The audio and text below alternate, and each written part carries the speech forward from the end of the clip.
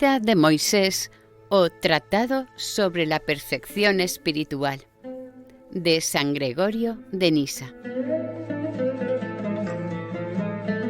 Tercer audio. Continuación de la segunda parte del libro, titulada Contemplación sobre la vida de Moisés.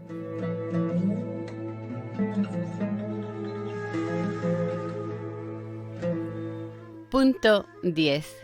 La columna de nube.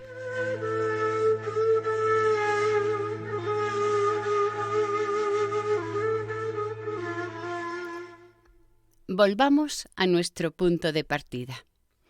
Las personas entregadas a la práctica de la virtud siguen al legislador, pero cuando salen de las fronteras de Egipto, comienza el ataque de las tentaciones, causándoles angustia, temor y amenazas de muerte.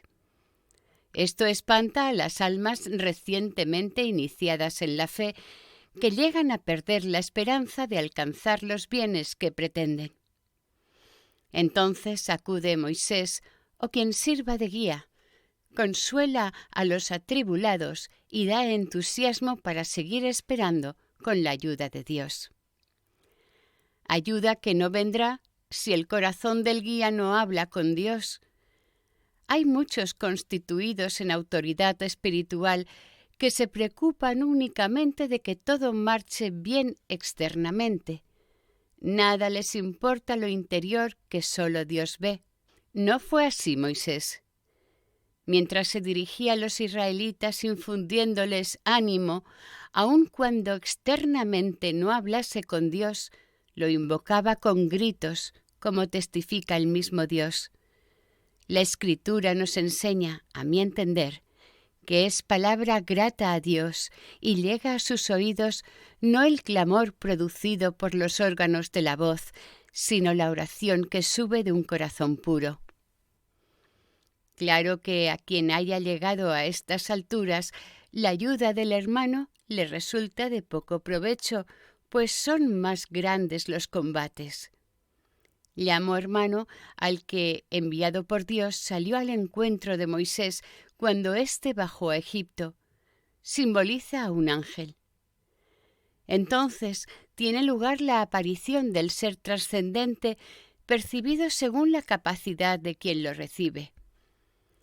Lo que por la historia entendemos haber sucedido realmente, sabemos que ocurre siempre en sentido espiritual. Siempre que alguien huye de Egipto y pasada la frontera, sufre el espanto de las tentaciones.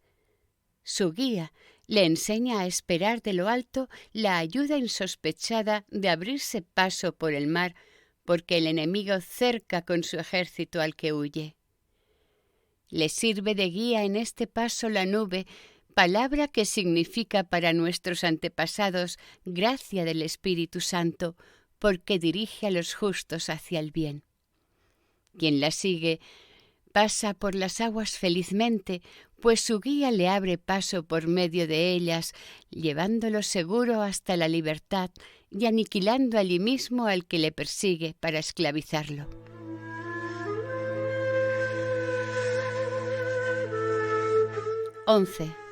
El paso del Mar Rojo.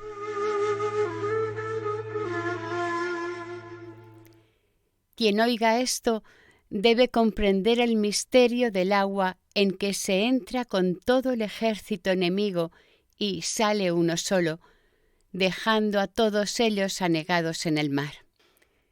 ¿Quién no reconoce que el ejército enemigo, caballos, carros, jinetes, arqueros, honderos, soldados de infantería y la multitud de combatientes por parte del enemigo son las diferentes pasiones del alma que tienen al hombre esclavizado? Con el ejército mencionado se identifican los sentimientos de cólera, impulsos sensuales, tristeza y avaricia. El insulto es verdaderamente una piedra lanzada por la onda. Punta de jabalina es la estremecedora amenaza de la cólera. Los caballos que tiran del carro por sí mismos con impulso irresistible representan la pasión de la lujuria. Montados sobre carros, los conducen hombres que la historia llama visires. Instruido ya en el simbolismo del dintel y los montantes, por los 3 conductores, tú reconocerás la triple división del alma: racional, concupiscible, irascible. Todas estas cosas y sus pertrechos con el jefe que dirige el ataque se precipitan al agua en persecución de Israel. Pero el bastón de la fe y la noche luminosa que preceden hacen que el agua sea principio de vida para los que en ello se refugian y muerte para sus perseguidores.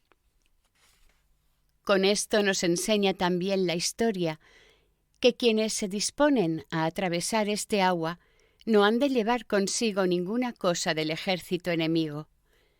Si saliera con ellos su enemigo, continuarían siendo esclavos también después del agua. Habrían sacado a flote también vivo con ellos al tirano, en vez de ahogarlo en el abismo. Esto dicho en figura quiere decir: aquellos que pasan por el agua sacramental del bautismo deben hacer morir allí todo el ejército de vicios que les hacen guerra.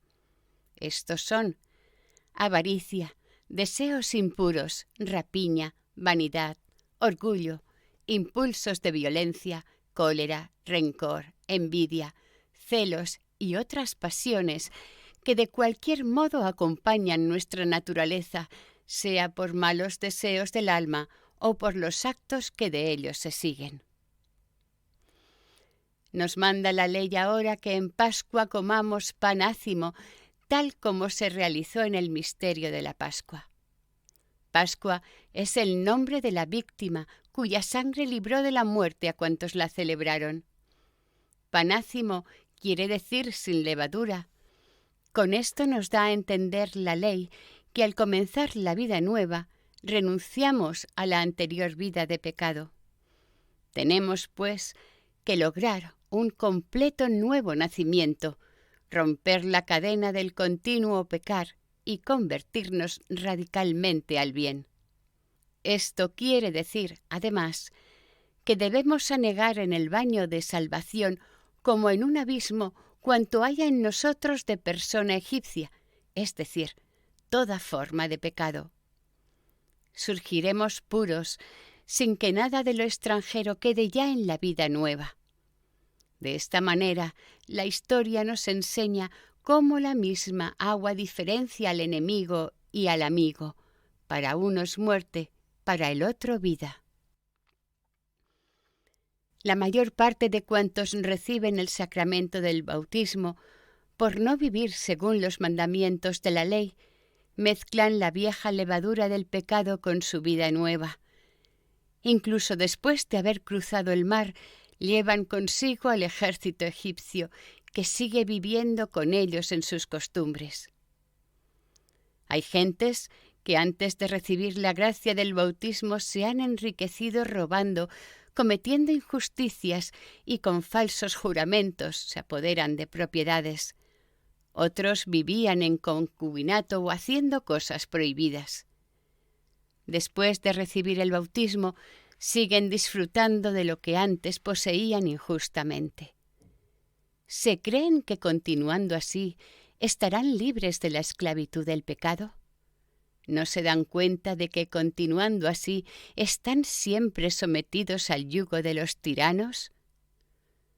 Cruel y furioso tirano es la lujuria. Con placeres como látigos atormenta al alma que le está esclavizada. Tirano es igualmente la avaricia que no da reposo al alma esclava. Por más que tenga, nunca se sacia, porque el deseo de poseer la lleva siempre más lejos. Enumerar otras malas inclinaciones obligaría a mencionar otros tantos tiranos. Si se les sigue obedeciendo después del paso por las aguas, equivale a no haber tocado todavía el agua sacramental cuya finalidad es acabar con la tiranía del mal.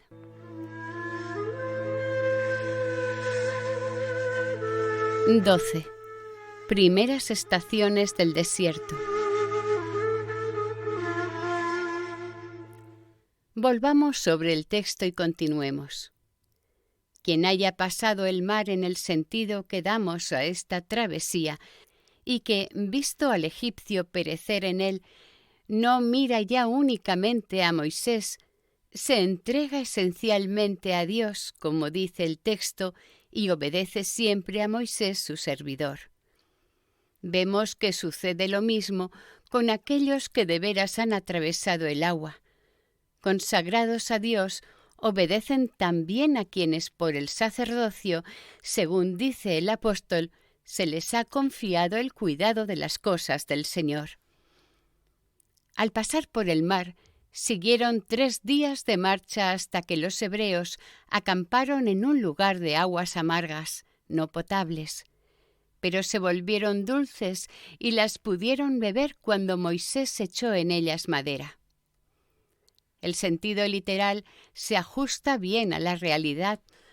Antes de salir de Egipto eran esclavos del placer y luego, privados de aquel gozo, encuentran la vida desagradable y difícil.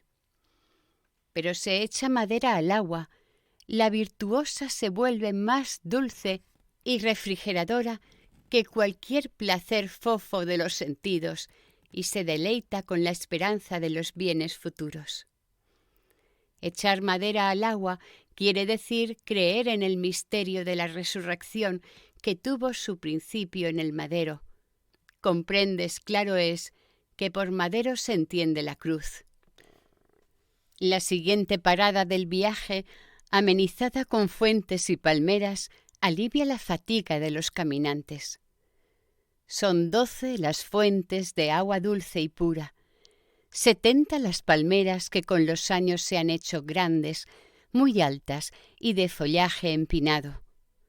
Ahondando en la historia, ¿qué descubrimos en ellas? Que el misterio del madero hace potable el agua de la virtud para los que de ella tienen sed. Nos conduce a las 12 fuentes y a las 72 palmeras, es decir, a las enseñanzas del Evangelio. Las fuentes son los 12 apóstoles, número escogido por el Señor para esta misión y para hacer brotar por ellos su palabra. Que la gracia se infundiría por los apóstoles lo había anunciado ya un profeta cuando dijo: «A Dios en coros bendecid, al Señor los de la fuente de Israel». Son las 70 palmeras los llamados al apostolado, además de los 12 discípulos, apóstoles por todo el mundo en número semejante al de las palmeras de la historia. Conviene que vayamos más aprisa en nuestra explicación. Los que quieran considerar otras etapas pueden comprenderlas con las indicaciones dadas. Etapas donde siguiendo la nube en forma de columna se descansa mientras se sigue avanzando. Prescindamos de las etapas intermedias y nos centremos solamente en el milagro de la roca, cuya naturaleza resistente y dura se cambia en bebida que apaga la sed, fundiéndose su dureza en agua fluyente. No hay dificultad en aplicar este episodio al sentido espiritual de la contemplación. El alma que haya dejado al egipcio sepultado en el agua del mar, ha bebido luego el agua endulzada por el madero, se ha deleitado en las fuentes apostólicas y reposado a la sombra de las palmeras. Este alma está ya capacitada para recibir a Dios porque, como dice el apóstol, la roca es Cristo, seca y resistente para los que no creen. En cambio, para aquellos que la tocan con la vara de la fe, la roca se transforma en agua que sacia a los sedientos.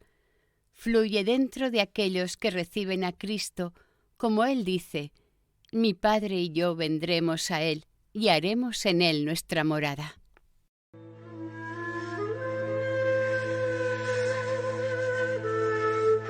XIII. El maná.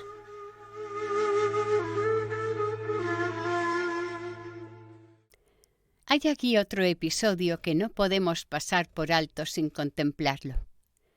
después de atravesar el mar, después del agua endulzada para los peregrinos, después de haber descansado al fresco de las fuentes bajo sombras de palmeras, después de haber apagado la sed bebiendo de la roca, se les acabaron totalmente las provisiones que habían traído de Egipto. Cuando no les quedaba nada del alimento extranjero de Egipto, les llovió del cielo otro alimento, variado y uniforme a la vez.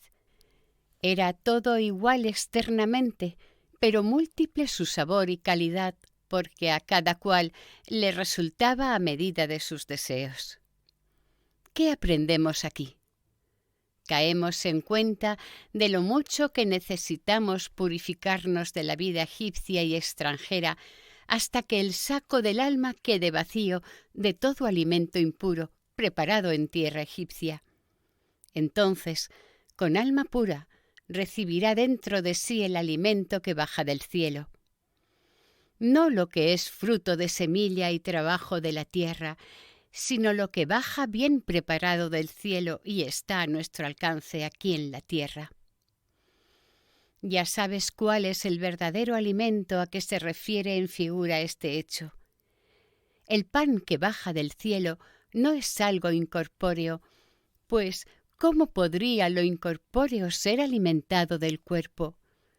Se sigue, pues, que necesariamente ha de tener cuerpo lo que no es espíritu. El cuerpo de este pan no procede de semilla ni de cultivo de los campos. La tierra, que estaba intacta, se halló cubierta de este alimento divino del cual participaban los que tenían hambre. Este milagro nos enseña de antemano el misterio de la Virgen. El pan que no viene de la tierra es la palabra. Su poder se comunica en proporción a las disposiciones que tenga el que lo recibe.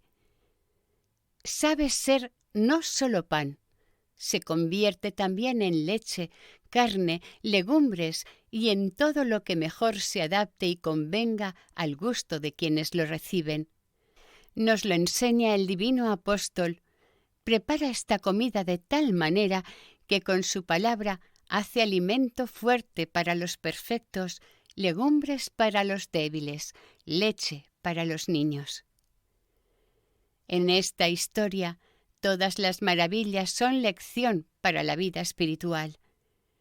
No dice que todos reciban la misma cantidad de alimento, ni reciban porción mayor porque trabajen más. Cada cual lo que necesita, ni más ni menos. A mi parecer, aprendemos que en lo material hemos de preocuparnos nada más de lo necesario. Para la comida hay medida común, el sustento diario. Podrás acumular más de lo que necesites, pero el estómago no puede exceder su capacidad dilatándose tanto como el deseo de los alimentos preparados. La historia nos dice que quien había recogido más de lo necesario no tenía más que los otros, pues no tenía dónde guardar lo que sobraba. Y no le faltaba nada al que recogía menos, porque con esto estaba llena su medida. Vemos que lo acumulado por avaricia de quienes tanto guardan se corrompe y llena de gusanos. Por medio de esto, la Escritura grita en cierto modo a los avarientos que todo lo superfluo acumulado por instinto de atesorar lo hallarán hecho gusanos al día siguiente, es decir, en la vida futura que esperamos. El lector sabe bien que el gusano nacido de la avaricia nunca muere. El hecho de que únicamente lo recogido y guardado para el sábado no se dañase nos enseña lo siguiente: atesorar las cosas que no sufren corrupción, lo que nos sirva cuando termine esta vida de preparación y pasemos al descanso por la muerte. El día que precede al sábado se llama preparación del sábado.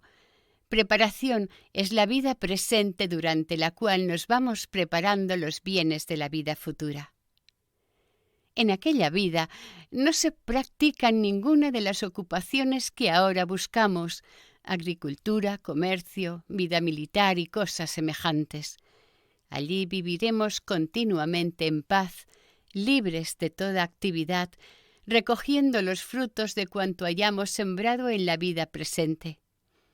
Incorruptibles si sembramos buena semilla, perecederos y corruptibles si trabajamos por esos frutos.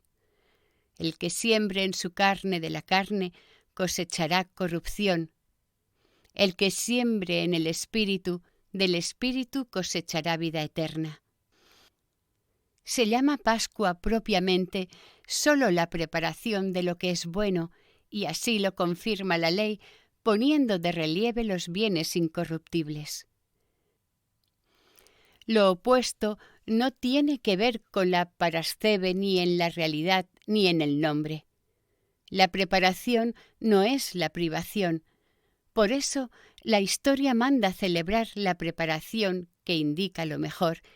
Ni siquiera hace mención de lo opuesto.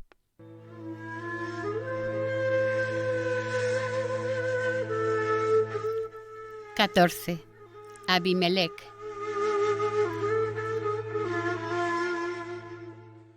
Como en el reclutamiento militar, el comandante del ejército comienza por preparar el dinero y luego da la orden de guerra, así los que militan por la virtud reciben primero su sueldo y luego declaran la guerra a los extranjeros, poniéndose a las órdenes de Josué, sucesor de Moisés.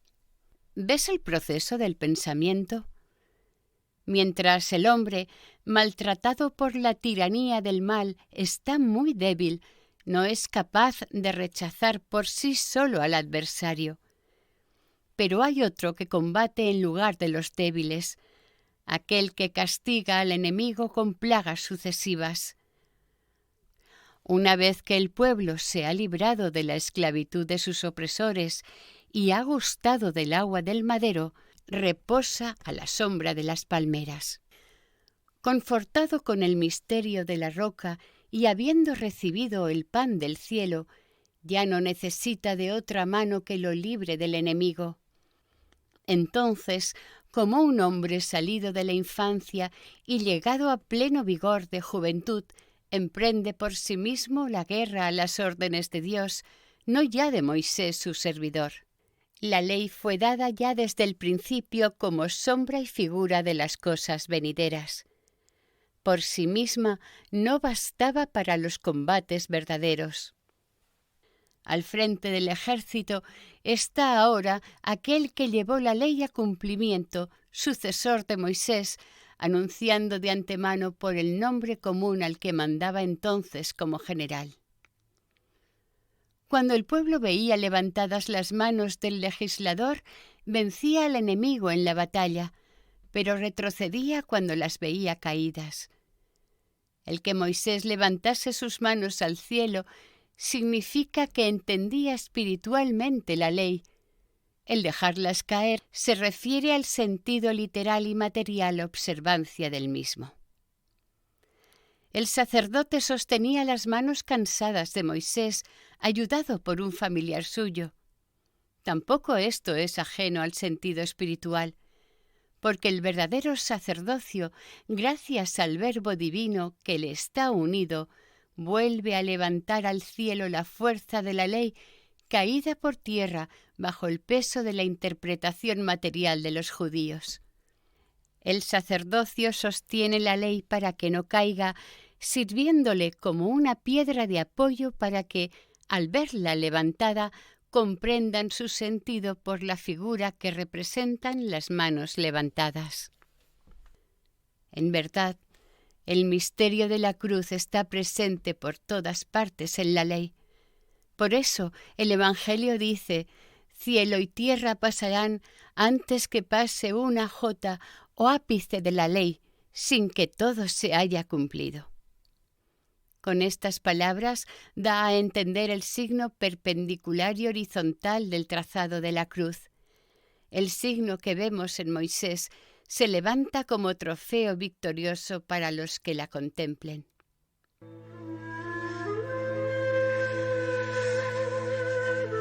15. Montaña del conocimiento de Dios. Continuando la subida, el texto bíblico lleva nuestro espíritu hasta los más altos grados de virtud. El hombre, fortalecido con este alimento y que ha mostrado su poder en lucha contra sus adversarios, triunfante sobre ellos, está ya preparado para adentrarse en el inefable conocimiento de Dios. La Escritura nos enseña con esto cuántas y cuáles sean las obras que debe haber practicado a lo largo de la vida antes de que se atreva a llegarse en espíritu al monte del conocimiento de Dios, oír el sonido de trompetas, penetrar en la oscuridad donde Dios tiene su morada, escribir las tablas con letras divinas y, si por cualquier ofensa se rompieran, presentar a Dios nuevas tablas talladas para que Él grabe otra vez con sus dedos las letras antes borradas. Siguiendo el orden de la historia, lo mejor es presentar el sentido espiritual. Moisés y la nube, ambos sirven de guías para quienes avanzan por el camino de la virtud. Moisés representa los mandamientos y la nube que guía indica el buen entendimiento de la ley. Quien lo siga está ya purificado por haber cruzado el agua. Ha hecho morir y separar de sí todo lo impropio. Ha probado el agua de Mará, que quiere decir la vida alejada de los placeres mundanos. Agua que al principio parece amarga y desagradable a quienes la prueban, pero dulce a los que acogen el madero. Se ha deleitado en la belleza de las palmeras y las fuentes. Ontanar son los que predican el Evangelio, llenos del agua viva que es la roca. Han recibido el pan del cielo, han procedido con valentía frente a los extranjeros y triunfado gracias a las manos extendidas de Moisés que prefiguran el misterio de la cruz. Solo éstos entrarán en la contemplación de la naturaleza trascendente. El camino que lleva a este conocimiento es la pureza. No sólo la pureza del cuerpo santificado por las aguas lustrales, también la pureza de vestidos, pues con el agua desaparecen también las manchas. Esto quiere decir que quien se acerque a la contemplación del universo debe haberse purificado plenamente, con pureza sin tacha en el alma y cuerpo, lavadas las manchas de ambos por completo. Es necesario que aparezcamos puros ante aquel que ve en lo secreto y que el comportamiento exterior corresponda al estado interior del alma. Por eso mandó Dios que lavasen los vestidos antes de subir al monte. Son figura del decoro externo de la vida. En realidad, nadie dirá que una mancha exterior sobre un hábito vaya a ser impedimento para subir hacia Dios. Pero yo pienso que se alude aquí al vestido como figura de las ocupaciones exteriores de la vida. Cuando esto se había cumplido y todos los animales estaban lo más lejos posible de la montaña, Moisés emprendió la subida a un conocimiento superior. El hecho de prohibir que los animales apareciesen en la montaña significa, a mi parecer, que el conocimiento propio de la contemplación sobrepasa con mucho al de los sentidos. Los animales se guían solamente por las sensaciones, no razonan. Estimulados ordinariamente por lo que ven, oyen o sienten, dirigen sus instintos a un objetivo. En realidad, la percepción de los sentidos es para los animales el medio común de conocer. En cambio, la contemplación de Dios no consiste en ver ni oír, ni viene tampoco por los medios ordinarios de entender, porque ni el ojo vio, ni el oído oyó, ni es nada de lo que ordinariamente al corazón del hombre llega. El que quiera acercarse al conocimiento de las cosas sublimes, antes tiene que purificar su conducta de cualquier movimiento sensible y animal. Ha de lavar primero su mente de cualquier imagen originada en la percepción sensitiva. Tiene que poner fin a su relación habitual con la propia compañera, es decir, el predominio de los sentidos. Sensibilidad es la esposa y compañera de nuestra naturaleza, de la cual hay que separarse. No subirá al monte si no está purificado. Esta teología del conocimiento de Dios es en verdad montaña escarpada, difícil de subir. La gran mayoría apenas llega a la base. Pero cuando hay un Moisés, éste sube más arriba, oye el sonido de trompetas que, como dice el texto, crece a medida que avanza. Verdadera trompeta que resuena en el oído es la predicación de la divinidad. Potente su sonido desde el principio, al final se hace más fuerte todavía y penetra con mayor intensidad en el oído. La ley y los profetas han proclamado el misterio de la encarnación. Sus primeros sonidos, sin embargo, eran muy débiles para que oídos rebeldes lo entendiesen, por lo cual los oídos endurecidos de los judíos no escucharon el sonido de las trompetas, pero éstas se oían más a medida que se acercaban. Los últimos sonidos, venidos con la predicación del Evangelio, han herido los oídos, pues el Espíritu Santo, a través de sus instrumentos, sonó y sigue vibrando más fuerte y claro. Los profetas y los apóstoles son sus instrumentos que resuenan al soplo del Espíritu. De ellos está escrito en los Salmos: su voz se oye por toda la tierra, su mensaje llega hasta los confines del mundo. La multitud no podía oír la voz que venía de lo alto y encomendó a Moisés el conocer los misterios ocultos. Él luego presenta al pueblo la doctrina recibida de lo alto. Sucede esto también en la Iglesia.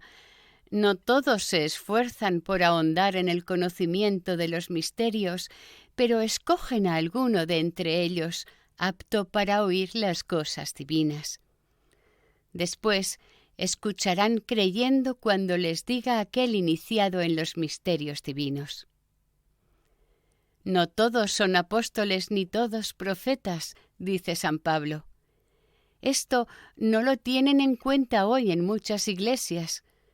Numerosos son los que necesitan purificarse todavía de la vida pasada. Algunos no se han lavado siquiera, siguen vistiendo el traje manchado de su vida, los propios impulsos sensuales, y se atreven a emprender la subida hacia Dios. Sus mismas ideas los apedrean, pues las herejías y libertinaje son piedra que mata a sus autores.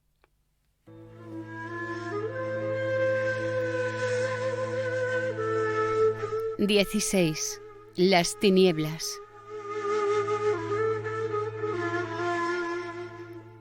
¿Qué significa la entrada de Moisés en las tinieblas y la visión de Dios que tuvo allí? Este pasaje parece contradecir la anterior teofanía o manifestación de Dios. Aparecía entonces vestido de luz y ahora en tinieblas. Pensemos, sin embargo, que no existe la menor contradicción en las realidades espirituales que ahora consideramos. La Escritura nos enseña que el conocimiento religioso es luz al principio en quien lo recibe. Oscuridad y piedad son opuestas, pues la luz ahuyenta las tinieblas. Pero cuanto más progresa el espíritu, con aplicación siempre mayor y más perfecta, y a medida que se acerca a la contemplación, ve más claro que realmente la naturaleza divina es invisible. Despojado de las apariencias, tanto de las percepciones de los sentidos como de lo que cree ver la inteligencia, el espíritu penetra más interiormente hasta que por sus anhelos de entender tiene acceso a lo invisible, a lo incomprensible. Allí ve a Dios. En esto consiste el verdadero conocimiento de aquel a quien busca. No ver es la verdadera visión, porque aquel a quien busca trasciende todo conocimiento. Por todas partes le separa como una tiniebla la incomprensibilidad, por lo cual Juan el Divino, que penetró en las tinieblas luminosas, dice: «A Dios nadie lo ha visto jamás». Con esta negación afirma que el conocimiento de la esencia divina es inaccesible al entendimiento del hombre y a toda inteligencia. Por eso, cuando Moisés creció en conocimiento, declaró que él veía a Dios en la tiniebla, es decir, conocía entonces que Dios trasciende esencialmente todo conocimiento y comprensión. El texto dice: Moisés se acercaba a la densa nube donde Dios estaba. ¿Qué Dios? Aquel que se puso como tienda un cerco de tinieblas, como dice David.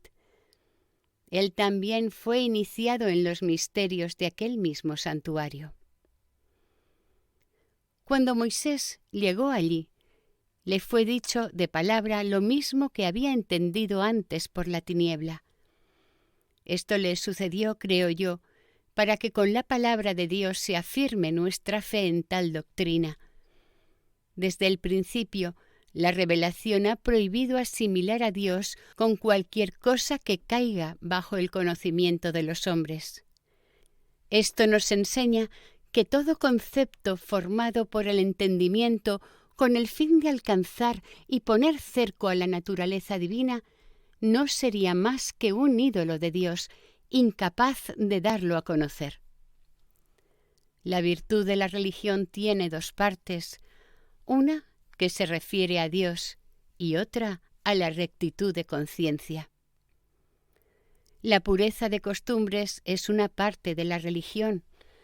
Hemos visto lo que ante todo debemos conocer respecto a Dios, no formarnos de Él ninguna idea que lo encierre en los moldes de nuestra inteligencia. Tratamos ahora del otro aspecto de la virtud de la religión, aprender lo que nos lleva a la perfección de la virtud.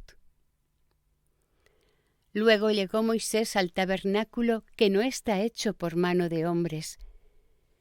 ¿Quién seguirá a Moisés mientras se abre camino por aquellas realidades y levanta su espíritu a tan elevadas cimas? De altura en altura va subiendo a cosas sublimes, elevándose siempre por encima de sí mismo.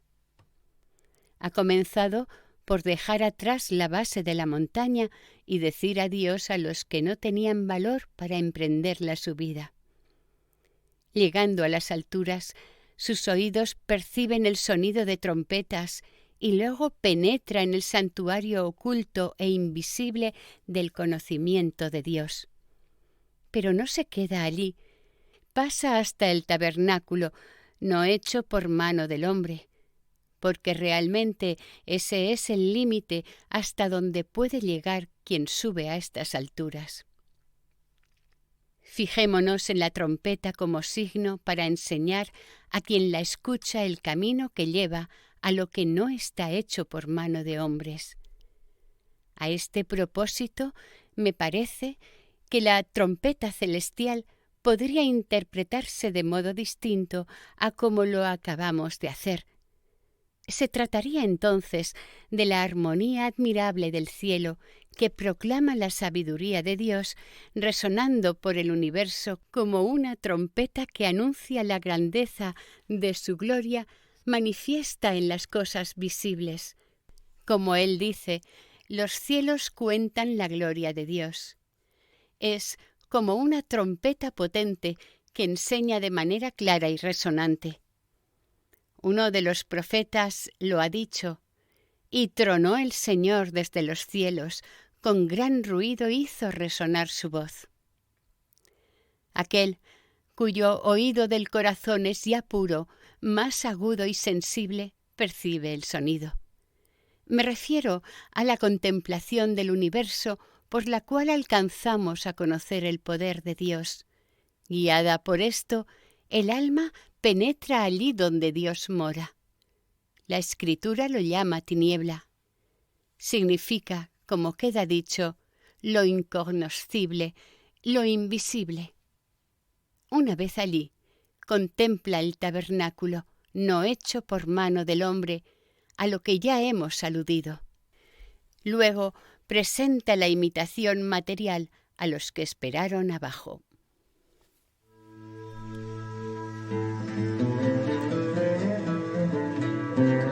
Fin del tercer audio. Vida de Moisés, de San Gregorio de Nisa.